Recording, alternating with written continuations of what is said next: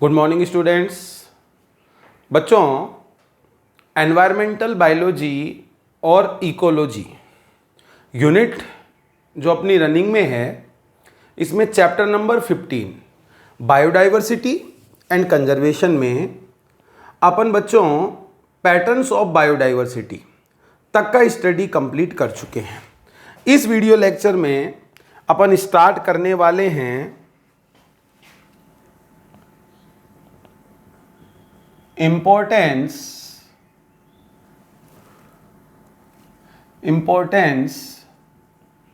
of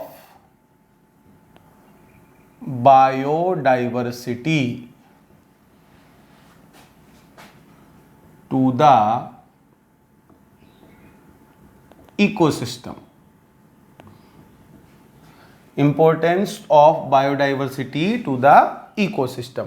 साहब, ecosystem के लिए बायोडाइवर्सिटी का क्या इंपॉर्टेंस है? तो देखो बच्चों,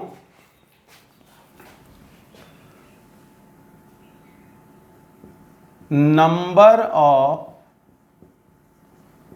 species in a community, number of species in a community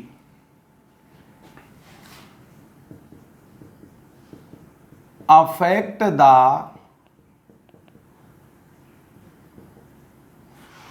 functioning of ecosystem। ठीक है कि कम्युनिटी में स्पीशीज का नंबर कितना है वो रियली मैटर करता है किस चीज पर? फंक्शनिंग ऑफ इकोसिस्टम, इकोसिस्टम की फंक्शनिंग पर। तो देखो बच्चों, अब अगर अपन देखें number of species in a community है, इसी की वजह से इकोसिस्टम के फंक्शन है। इकोसिस्टम की प्रॉपर्टीज की अपन जैसे बात करें, स्टेबिलिटी है,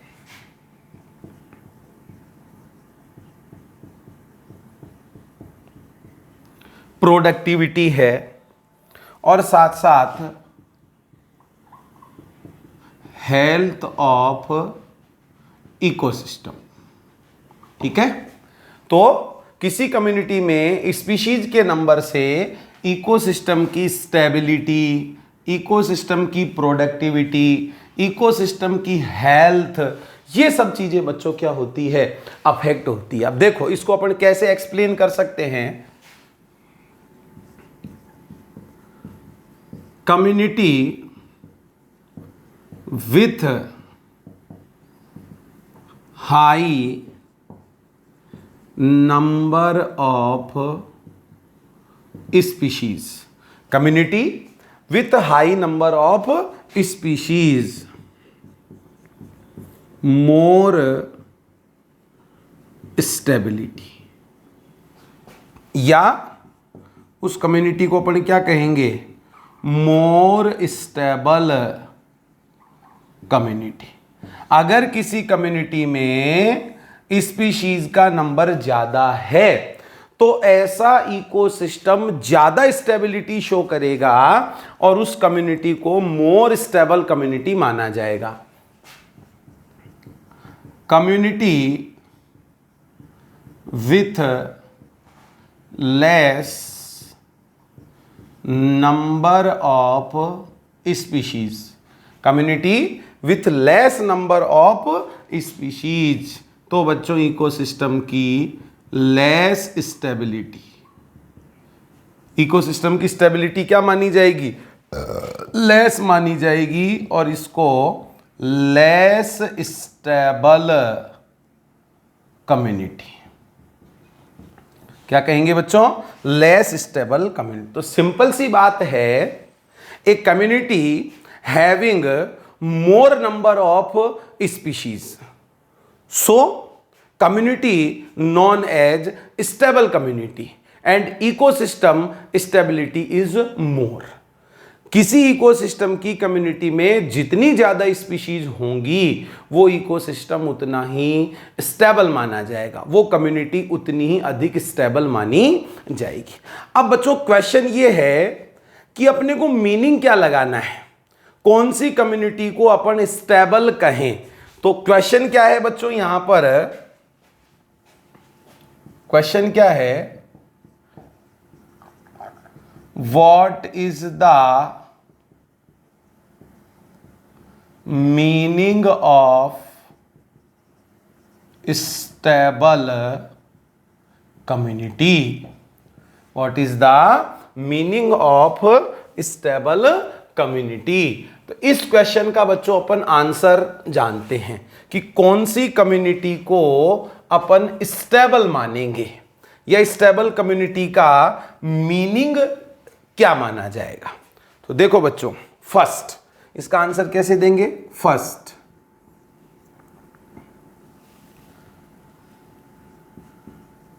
too much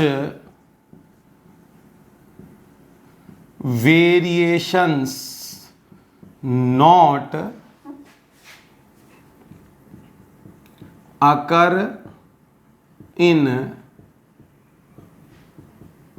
productivity of community year to year।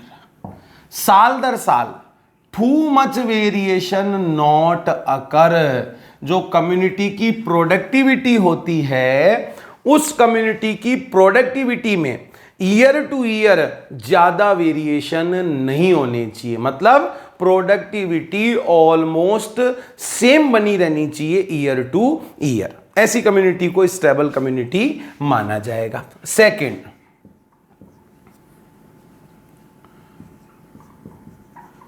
Stable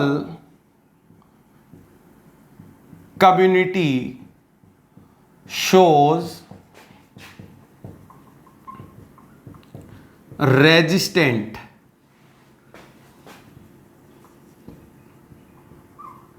against natural and man made disturbance. Natural और मैन मेड डिस्टरबेंस के अगेंस्ट क्या शो करनी चाहिए, रेजिस्टेंट शो करनी चाहिए। ऐसी कम्युनिटी को स्टेबल कम्युनिटी माना जाएगा। Third, stable community shows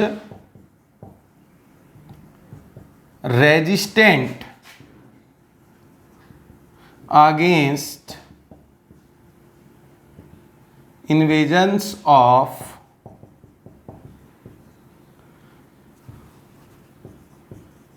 alien species.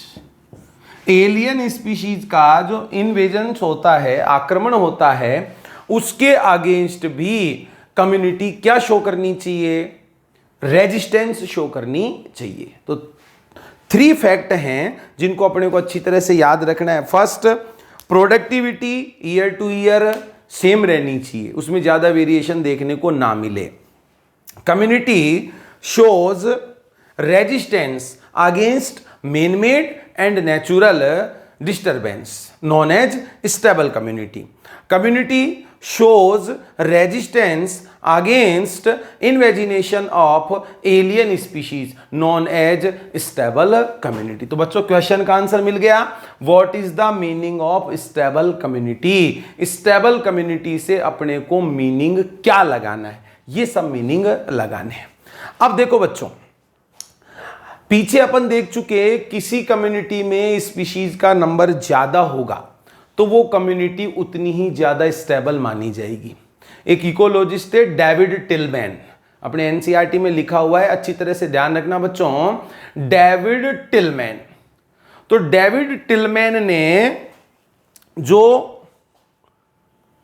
बेकार लैंड पड़ी हुई थी आउटसाइड ऑफ लेबोरेटरी, ठीक है, land area present outside of laboratory, उनमें अपने एक्सपेरिमेंट किए और एक्सपेरिमेंट करके क्या बताया, land area having more number of species in community not show great variation in productivity of ecosystem. भाई डेविड टिलमैन ने क्या देखा कि लेबोरेटरी के आसपास जो खाली जमीन पड़ी हुई थी, लैंड एरिया जो प्रेजेंट था, उसकी कम्युनिटी की प्रोडक्टिविटी में ज्यादा चेंजेस नहीं आया।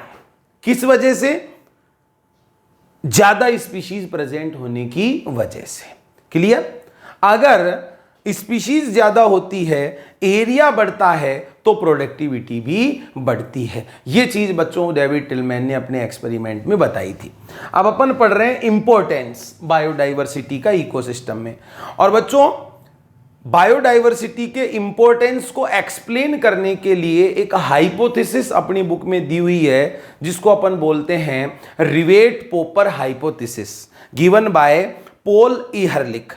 तो रिवेट पोपर हाइपोथेसिस क्या है, उसकी बात बच्चों अपन अब कर लेते हैं।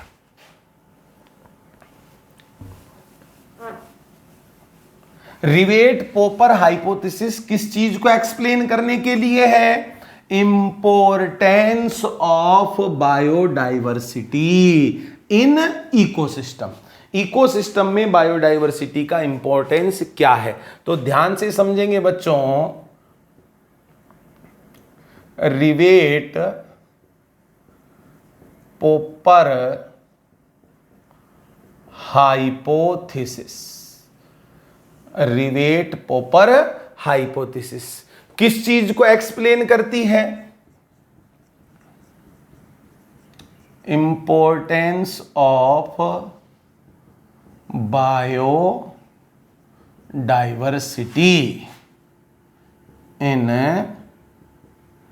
इकोसिस्टम। इकोसिस्टम में बायोडाइवर्सिटी के इंपॉर्टेंस को एक्सप्लेन करती है रिवेट पोपर हाइपोथेसिस। ध्यान देंगे बच्चों, rivet popper hypothesis given by Paul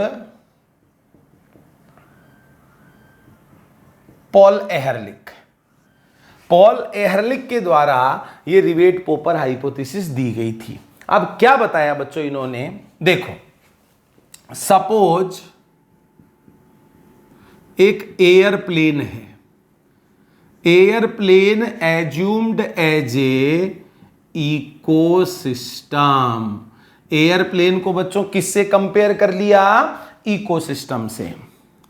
airplane में खूब सारे रिवेट्स लगे हुए हैं। रिवेट्स आप समझ जाओगे, ऐसे समझो बच्चों, एयरप्लेन में खूब सारे पार्ट्स हैं और वो सब पार्ट्स आपस में जुड़े हुए हैं रिवेट से। कोई पुर्जा है और वो पुर्जे कीलों से, बोल्ट से आपस में जुड़े हुए हैं। तो बच्चों ये रिवेट्स जो हैं, रिवेट्स को अपने को मानने हैं बोल्ट्स, कील।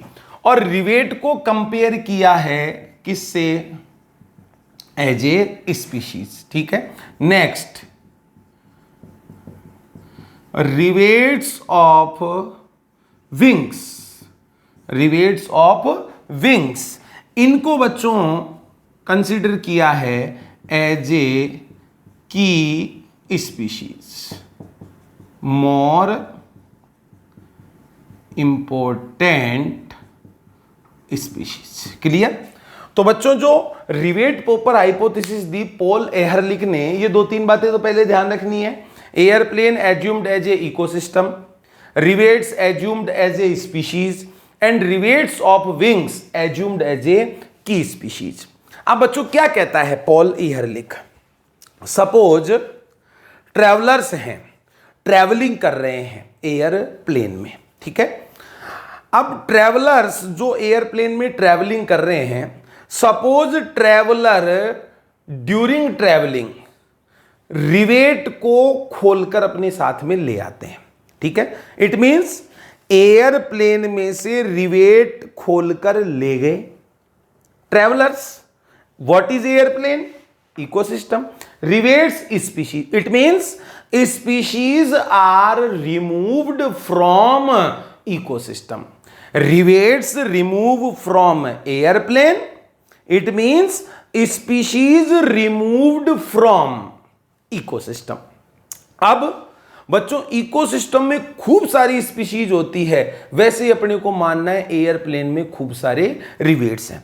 तो initially removal of rivets not affected या very little impact on ecosystem. शुरुआत में इकोसिस्टम पर कोई इफेक्ट नहीं पड़ेगा, लेकिन बहुत ज्यादा रिवेट्स के रिमूव होने की वजह से इकोसिस्टम वीक हो जाएगा। ऐसे मान लो बहुत ज्यादा रिवेट्स के रिमूव होने की वजह से एयरप्लेन वीक हो जाएगा। सिमिलरली बहुत ज्यादा स्पीशीज के रिमूव होने की वजह से इकोसिस्टम वीक हो जाएगा।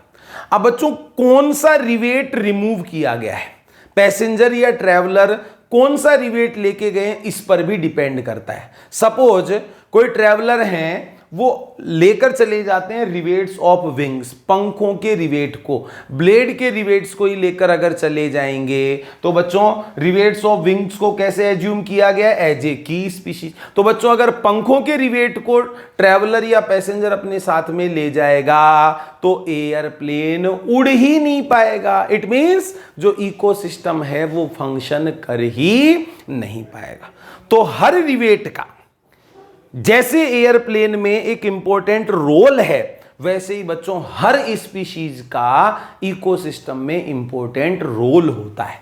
थोड़े बहुत रिवेट कम होने से मान लो कोई ज्यादा इफेक्ट नहीं हो रहा, थोड़ी बहुत स्पीशीज कम होने से मान लो इकोसिस्टम पर ज्यादा इफेक्ट नहीं हो रहा। लेकिन अगर बहुत ज्यादा रिवेट रिमूव होंगे एयरप्लेन वीक हो जाएगा, बहुत ज्यादा स्पीशीज रिमूव होगी इकोसिस्टम वीक हो जाएगा। अगर ब्लेड्स के विंग्स के ही रिवेट अगर रिमूव हो गए तो एयरप्लेन उड़ नहीं पाएगा, वैसे इकोसिस्टम फंक्शन नहीं कर पाएगा। तो इस हाइपोथेसिस के थ्रू समझाया गया है बच्चों importance of biodiversity in ecosystem. Clear? तो यहां से अपने को ये आइडिया लग गया कि इकोसिस्टम की स्टेबिलिटी के लिए, इकोसिस्टम की फंक्शनिंग के लिए बायोडाइवर्सिटी का मेंटेन रहना जरूरी है। अब बच्चों प्रेजेंट टाइम पे, प्रेजेंट सिनेरियो में अगर अपन देखते हैं तो अपनी इस अर्थ के ऊपर बहुत ही हाई रेट से बायोडाइवर्सिटी का लॉस हो रहा है। अब तक तो अपन ने बायोडाइवर्सिटी को समझा, अब इसी चैप्टर के नेक्स्ट सेक्शन में अपने को क्या स्टडी करना है, बायोडाइवर्सिटी का लॉस कितना हो रहा है, उसका कुछ डाटा दिया हुआ है। बायोडाइवर्सिटी के लॉस के लिए रीजन क्या है, कॉज क्या है, कॉज ऑफ बायोडाइवर्सिटी, वो अपने को पढ़ने हैं। ठीक है, अब ये चीज अपने समझ में आ जाती तो अपने ये भी समझ में आएगा कि अपने को बायोडाइवर्सिटी का कंजर्वेशन करना चाहिए। तो अपन बायोडाइवर्सिटी का कंजर्वेशन क्यों करें, उसके पीछे क्या रीजंस और कौन कौन से मेथड हैं, कौन कौन से तरीके हैं जिनके थ्रू अपन बायोडाइवर्सिटी का कंजर्वेशन कर सकते हैं, ये रिमेनिंग चैप्टर में अपने को स्टडी करना है। तो अब बच्चों अपन स्टार्ट कर रहे हैं लॉस ऑफ बायोडाइवर्सिटी।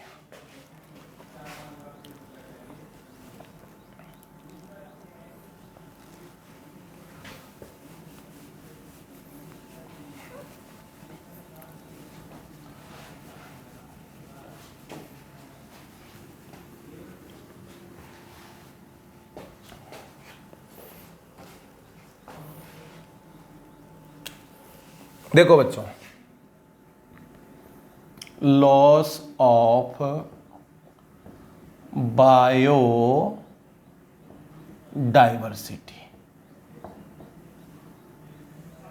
देखो बच्चों, biological wealth of over planet rapidly decreases due to mainly human activities। Human activities की वजह से जो बायोलॉजिकल वेल्थ है अपने प्लानेट की वो बहुत रैपिडली डिक्रीज हो रही है, या अपन ऐसा कह सकते हैं बहुत ही हाई रेट से अपनी अर्थ पर से बायोडाइवर्सिटी का लॉस हो रहा है। अब रिसेंटली कौन कौन से ग्रुप एक्सटिंक्ट हुए हैं, ठीक है, बायोडाइवर्सिटी का प्रीवियस 500 ईयर में कितना लॉस हुआ है, कुछ डाटा बच्चों अपनी बुक के अंदर दिए गए हैं, एक एक डाटा का अपन स्टडी करते हैं। तो देखो बच्चों, फर्स्ट डाटा पर ध्यान देंगे, colonisation of tropical Pacific islands by humans. Human beings ने क्या किया? कॉलोनाइजेशन किया। कहां पर? ट्रॉपिकल पैसिफिक आइसलैंड पर, जिसकी वजह से 2000 species of native birds become extinct. Tropical Pacific island पर ह्यूमन बीइंग्स के द्वारा कोलोनाइजेशन की वजह से more than 2000 species of native birds become extinct. 2000 से भी ज्यादा नेटिव बर्ड्स की स्पीशीज क्या हो गई? एक्सटिंक्ट हो गई। अंदाजा लगा के देख सकते हैं एक जगह पर ही ह्यूमन की एक्टिविटीज की वजह से कितना नुकसान हो रहा है। अब देखो बच्चों, ये नुकसान कितना है? According to IUCN red data book या रेड लिस्ट मान लो, IUCN के 2004 के रिकॉर्ड के according in last 500 years, last 500 years में 784 स्पीशीज एक्सटिंक्ट हो चुकी है। IUCN के 2004 के डाटा के अकॉर्डिंग अगर अपन देखें तो लास्ट 500 ईयर्स में अप्रोक्स 784 स्पीशीज क्या हो चुकी है बच्चों? एक्सटिंक्ट हो चुकी हैं। अब इनमें से ध्यान देंगे बच्चों, वर्टिब्रेट्स, एक एक डाटा को आप अच्छी तरह से ध्यान रखोगे। वर्टिब्रेट्स की 338,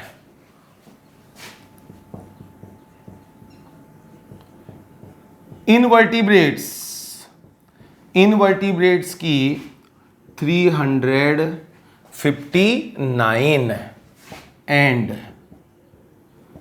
प्लांट्स 87। तो लास्ट 500 ईयर्स में जो स्पीशीज एक्सटिंक्ट हुई है 784, इनमें से बच्चों 338 वर्टिब्रेट्स की है, 359 इनवर्टिब्रेट्स की है और 87 प्लांट्स की है। क्लियर? इतनी स्पीशीज ये एक्सटिंक्ट हो गई लास्ट 500 ईयर्स में। इसके अलावा सब स्पीशीज ऑफ टाइगर्स, सब species of tigers, Bali, Javan, Caspian, ये भी बच्चों क्या हुई है? एक्सटिंक्ट हुई है अपने प्लानेट पर से, अपनी अर्थ पर से। ठीक है? और इन लास्ट 20 ईयर्स, अगर लास्ट 20 ईयर्स की बात की जाए तो बच्चों 27 स्पीशीज एक्सटिंक्ट हुई है। तो डाटा एक बार वापस ध्यान से देख लीजिए। ट्रॉपिकल पैसिफिक आइसलैंड पर कॉलोनाइजेशन किया गया ह्यूमन बीइंग्स की वजह से, जिसकी वजह से more than 2000 species of native birds extinct हो गई। क्लियर?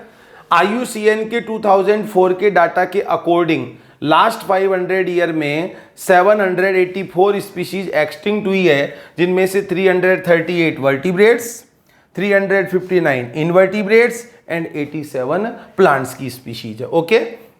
सभी species of tigers, Bali, Javan, Caspian, ये भी एक्सटिंक्ट हुई है। और प्रीवियस 20 ईयर्स में या लास्ट 20 ईयर्स में 27 स्पीशीज बच्चों क्या हो चुकी है? एक्सटिंक्ट हो चुकी है। अब अपनी बुक के अंदर कुछ रीसेंट एक्सटिंक्ट स्पीशीज की भी बात की गई है, वो कौन कौन सी है उनको भी बच्चों अपन देखते हैं।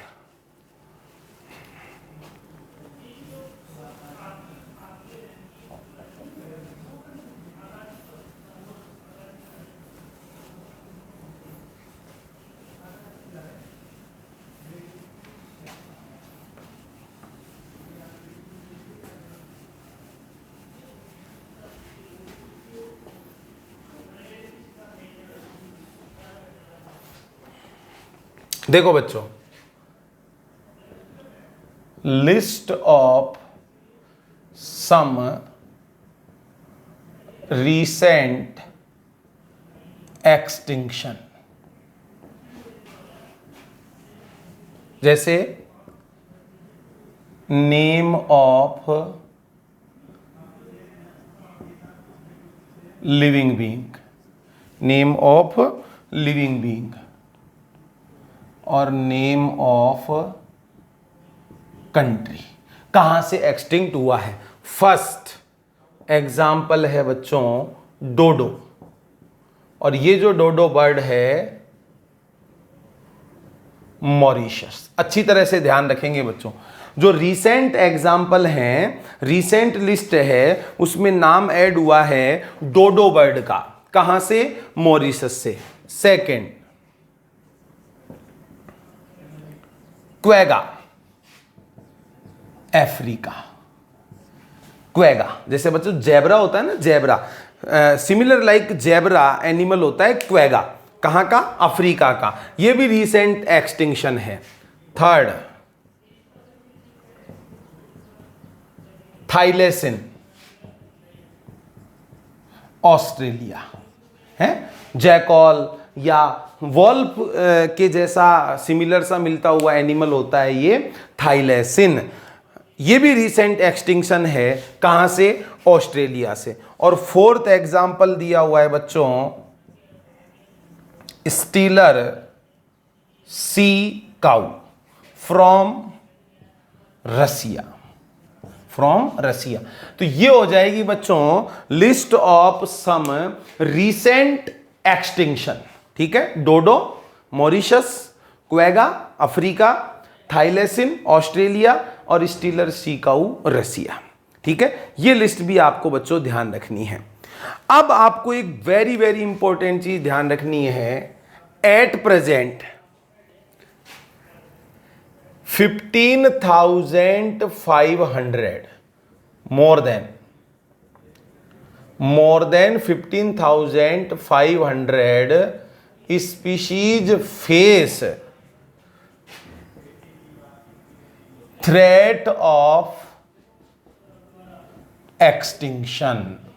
वर्ल्ड वाइड अगर देखा जाए तो 15,500 से भी ज्यादा स्पीशीज प्रेजेंट में फेस कर रही है एक्सटिंक्शन के थ्रेट को, और जिनमें से जो सबसे ज्यादा प्रॉब्लम फेस कर रही है, मोस्ट प्रॉब्लमेटिक या सबसे ज्यादा जो एक्सटिंक्शन के थ्रेट को फेस कर रही है, वो है बच्चों एम्फीबियन। तो अगर रेशियो की अपन बात करते हैं तो birds approx 12% bird species extinction के थ्रेट को फेस कर रही है। मैमल्स अप्रोक्स 23%, एम्फीबियंस अप्रोक्स 32% और जिम्नोस्पर्म अप्रोक्स 31%। तो बच्चों स्टेटमेंट क्या दिया हुआ है, at present more than 15,500 species face threat of extinction। अब अगर नंबर का रेशियो देखा जाए तो अप्रोक्स 12% बर्ड्स, 23% मैमल्स, 32% एम्फीबियंस और 31% जिम्नोस्पर्म एक्सटिंक्शन के थ्रेट को फेस कर रहे हैं। तो सबसे ज्यादा बच्चों जो डेंजर बना हुआ है एक्सटिंक्शन का, वो किन के ऊपर है, एम्फीबियन, ठीक है। अगर एनिमल्स में से आपसे पूछ लिया जाए कि प्रेजेंट में एक्सटिंक्शन की प्रॉब्लम को सबसे ज्यादा कौन फेस कर रहे हैं, थ्रेट ऑफ एक्सटिंक्शन सबसे ज्यादा किन पर बना हुआ है, तो एम्फीबियंस पर बना हुआ है। 32% amphibian species face the threat of extinction. अब देखो बच्चों, ये तो चलो, अब इसके पीछे अपन ने रीजन दे दिया कि भाई ह्यूमन एक्टिविटीज रेस्पॉन्सिबल है। अब अगर अपन देखें origin of earth, origin of earth 3 billion years ago. Earth का ओरिजिन बच्चों कब हुआ था, 3 बिलियन ईयर्स पहले ओरिजिन हुआ था। और ऐसे मानो 5 episode of extinction become complete. जो बायोडाइवर्सिटी के लॉस के या स्पीशीज के एक्सटिंक्शन के अपन ऐसा मान सकते हैं, after the origin of earth 5 episode of species extinction become complete. 6th episode running में। अब बच्चों अपने को बिल्कुल भी ये नहीं सोचना चाहिए कि भाई ये तो कह दिया कि साहब ह्यूमन की एक्टिविटीज ही सबसे ज्यादा रेस्पॉन्सिबल है बायोडाइवर्सिटी के लॉस के लिए, लेकिन before origin of human loss of biodiversity also occur on over planet. Human beings के ओरिजिन से पहले भी अपने प्लैनेट पर बायोडाइवर्सिटी का लॉस होता था। और इस चीज का ये एविडेंस भी है कि 5 episode of large extinction complete on over planet. At present 6th episode of biodiversity extinction become running. अब बच्चों डिफरेंस क्या है कि जो ये 6th एपिसोड वर्तमान में चल रहा है बायोडाइवर्सिटी के लॉस का, इसमें rate of extinction very high. जो प्रीवियस एपिसोड थे, प्रीवियस एक्सटिंक्शन थे, इनके कंपेयर में 100 to 1000 टाइम्स ज्यादा है एक्सटिंक्शन की रेट। और बच्चों इस तरीके का बिलीव है, एस्टिमेशन लगाया जा रहा है साइंटिस्ट के अकॉर्डिंग कि अपकमिंग 100 ईयर्स में approx half biodiversity of earth over planet extinct हो जाएगी। आने वाले 100 सालों में अपनी अर्थ की, अपने प्लैनेट की लगभग हाफ बायोडाइवर्सिटी एक्सटिंक्ट हो जाएगी। तो बच्चों वर्तमान में ये एक बहुत ही विचारणीय, एक ज़्यादा प्रॉब्लम देने वाला, ज़्यादा परेशान करने वाला बिंदु है कि बहुत तेज़ी से अपनी वर्ल्ड पर, अपने इस अर्थ पर बायोडाइवर्सिटी का लॉस हो रहा है। तो बच्चों अपने को बायोडाइवर्सिटी को कंजर्व करने के जो एफर्ट्स हैं वो अपने को करने चाहिए।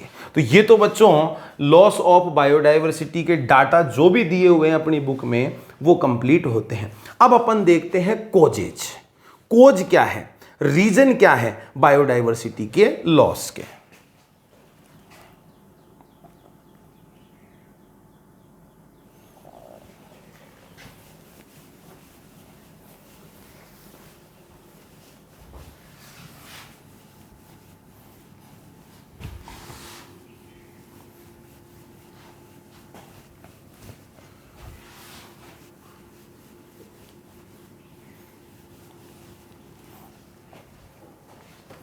देखो बच्चों, causes of biodiversity loss, causes of biodiversity loss mainly human activities responsible, mainly human activities he responsible है बायोडाइवर्सिटी के लॉस के लिए। फिर भी बच्चों 4 मेन कॉजेज बताए गए हैं बायोडाइवर्सिटी के लॉस के। First is habitat loss and fragmentation. Habitat loss and fragmentation. Second, over exploitation. Third, alien species invasions. And fourth, को एक्सटिंक्शन। ठीक है, ये 4 कोज या 4 रीजन दिए गए बच्चों बायोडाइवर्सिटी के लॉस के। अगर इनमें से सबसे मेजर कोज या मेजर रीजन अगर अपन से पूछ लिया जाए तो बच्चों वो क्या बताना है? Habitat loss. ठीक है, ये जो बच्चों चारों रीजन है, इन चारों को मिलाकर एविल क्वार्टर भी कहा जाता है। इन चारों को मिलाकर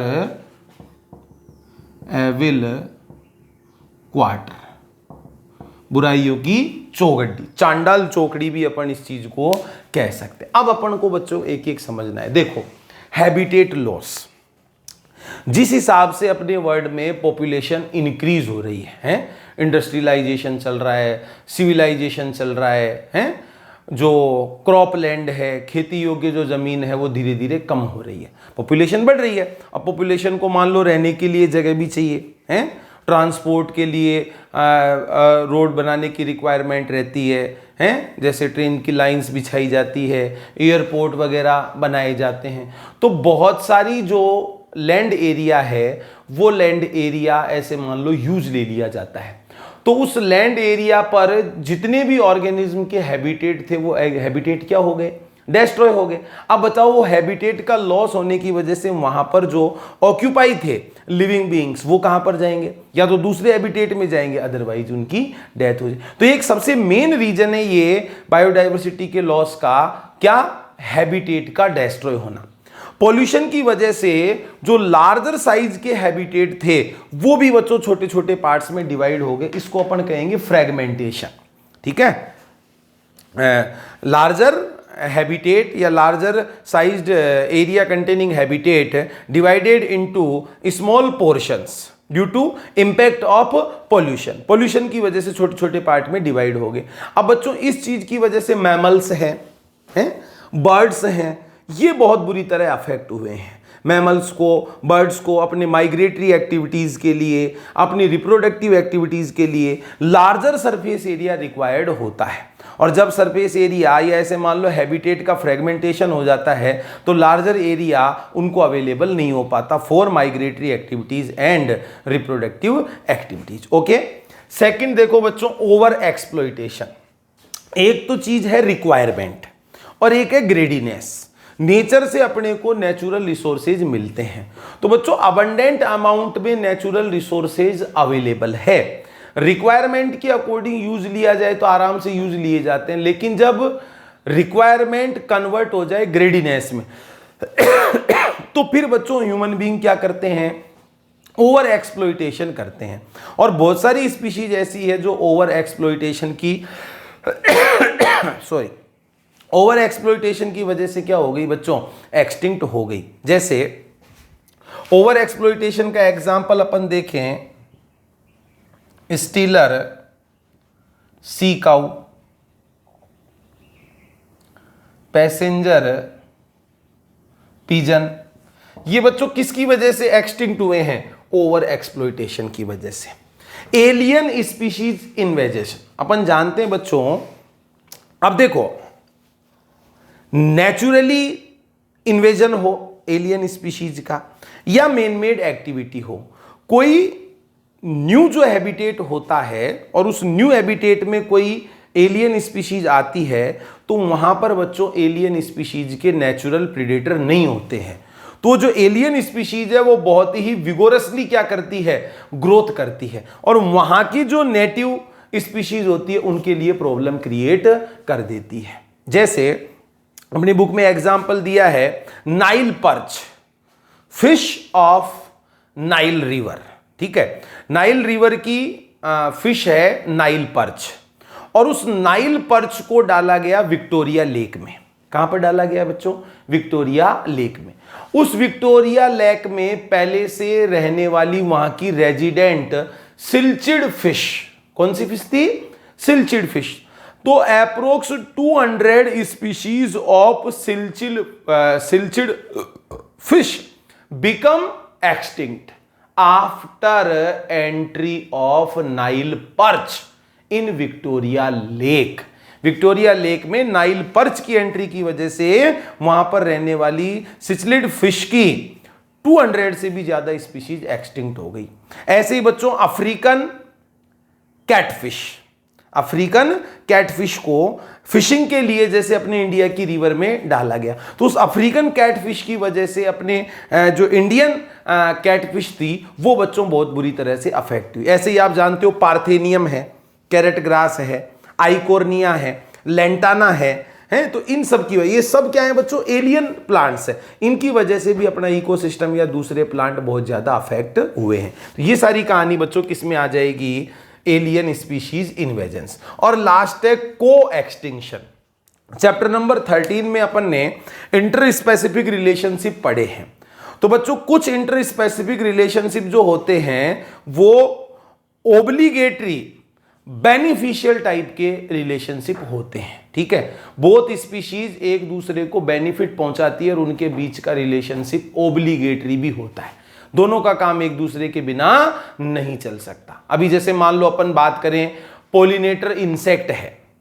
अब पोलिनेटर इंसेक्ट है, वो पर्टिकुलर प्लांट स्पीशीज को पोलिनेट करता है, बदले में वो पोलन ग्रेन्स, नेक्टर है जो भी लेता है। अब अगर वो पर्टिकुलर प्लांट की स्पीशीज एक्सटिंक्ट हो जाएगी तो उस पर डिपेंड जो पोलिनेटर थे वो भी एक्सटिंक्ट हो जाएंगे। अगर पोलिनेटर्स एक्सटिंक्ट हो जाएंगे तो उनकी वजह से जिन प्लांट में पोलिनेशन होता था वो भी एक्सटिंक्ट हो जाएंगे। तो को एक्सटिंक्शन, को मतलब टुगेदर, साथ साथ। तो एक पर दूसरा जो डिपेंड होता है, एक के एक्सटिंक्ट होने की वजह से दूसरा भी बच्चों क्या हो जाता है, एक्सटिंक्ट हो जाता है। तो ये 4 इवल क्वार्टर है, 4 मेन कोजेज हैं बायोडाइवर्सिटी के लॉस के। जो भी एग्जाम्पल अपने एनसीईआरटी में दिए हुए हैं वो बने बच्चों सारे तुमको एक्सप्लेन कर दिए हैं। अब आगे का जो पोर्शन है वो अपन नेक्स्ट वीडियो लेक्चर में डिस्कस करेंगे। Thank you.